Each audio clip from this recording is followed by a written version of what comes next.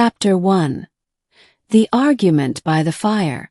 The moon hung heavy over the blackthorn forest, its silver glow barely piercing the thick canopy of gnarled oaks. Deep in the heart of the woods, where the trees whispered secrets and the mushrooms pulsed with eerie light, 3 witches sat around a crackling fire. Morwenna, the eldest and most formidable of them, lounged on a carved wooden chair, sipping from a goblet of dark, spiced wine. Her 2 daughters, Lilith, the sharp-tongued and ambitious, and Selene, the youngest and most mischievous, glared at her from across the flames. "Mother," Lilith began, her violet eyes flashing, "why do you always get the first night with a human?" Selene pouted, crossing her arms. "Yeah, that's not fair." Morwenna smirked, swirling her wine.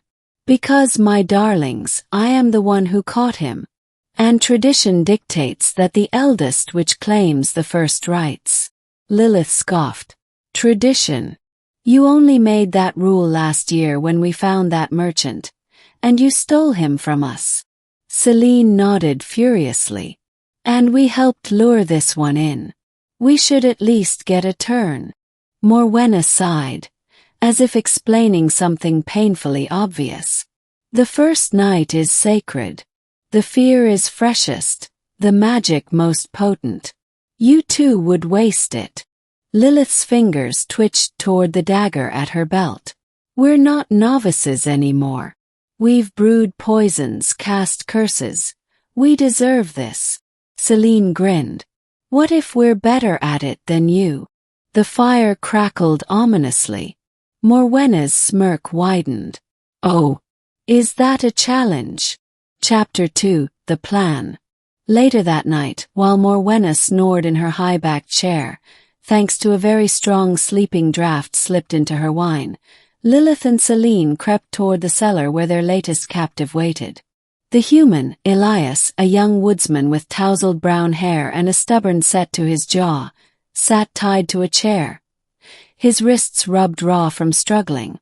The cellar smelled of damp earth and dried herbs, the only light a single flickering candle. When the door creaked open, Elias flinched, expecting the terrifying presence of Morwenna. Instead, 2 younger witches stepped inside, one with wild crimson curls and a wicked grin, the other with silver blonde hair and bright, curious eyes. "Hello, human," Lilith purred, twirling a knife between her fingers. Selene clapped her hands. "We're in charge tonight." Elias swallowed hard. "Where's the other one?" Lilith rolled her eyes. "Mother is indisposed." Selene giggled. "She'll be so mad when she wakes up." Elias blinked. "So, you're here too." Lilith leaned in, her voice dripping with menace. "To terrify you." Selene nodded eagerly. "Yeah. Scream if you want." Elias stared at them. Then, to their shock, he laughed. Chapter 3. The Failed Terror. Lilith's knife froze mid-twirl. "Why are you laughing?" Elias grinned. "You two are terrible at this." Selene gasped. "We are not." "You didn't even dim the lights," Elias pointed out. "And you're smiling. Witches are supposed to be scary." Lilith scowled. "Fine. How's this?" She raised her hands, summoning a swirl of green fire. Elias yawned. "I grew up with 3 older sisters. You'd have to do better than that to scare me." Selene's shoulders slumped. "This isn't going how I imagined." Lilith huffed. "Well, what would scare you?" Elias thought for a moment. "Tax collectors." There was a pause. Then Selene burst into giggles. Lilith groaned.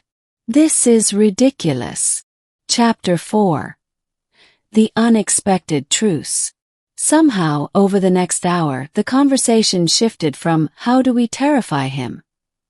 to "what's your favorite card game?" Elias, it turned out, was excellent at sleight-of-hand tricks. He made coins disappear, pulled cards from behind Selene's ear, and even taught them a dice game he'd learned from traveling merchants. Lilith, despite herself, was impressed. "You're not completely useless, human." Elias grinned. "High praise." Celine beamed. "Can we keep him?" Lilith considered it. "We could use someone who knows how to cheat properly." Chapter 5. Morwenna's Wrath. The cellar door slammed open. Morwenna stood there, her hair wild, her eyes burning with fury. "What happening?" Lilith and Celine froze. Elias waved awkwardly. Hi."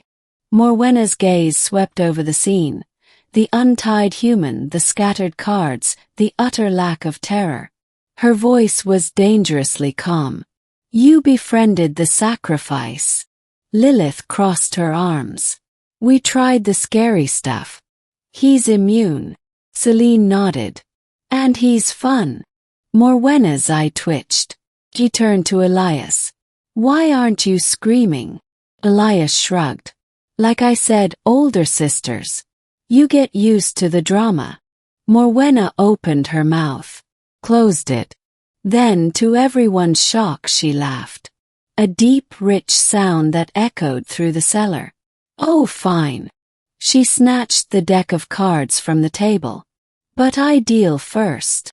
Epilogue. A new tradition. In the end, Elias was never sacrificed.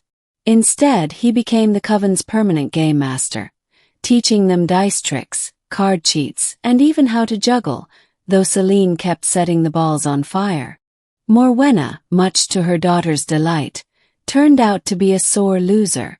And though the witches of Blackthorn Forest never quite regained their fearsome reputation, they did become infamous for the most cutthroat poker games in the realm. The moral of the story: sometimes the real magic is friendship and knowing how to stack a deck.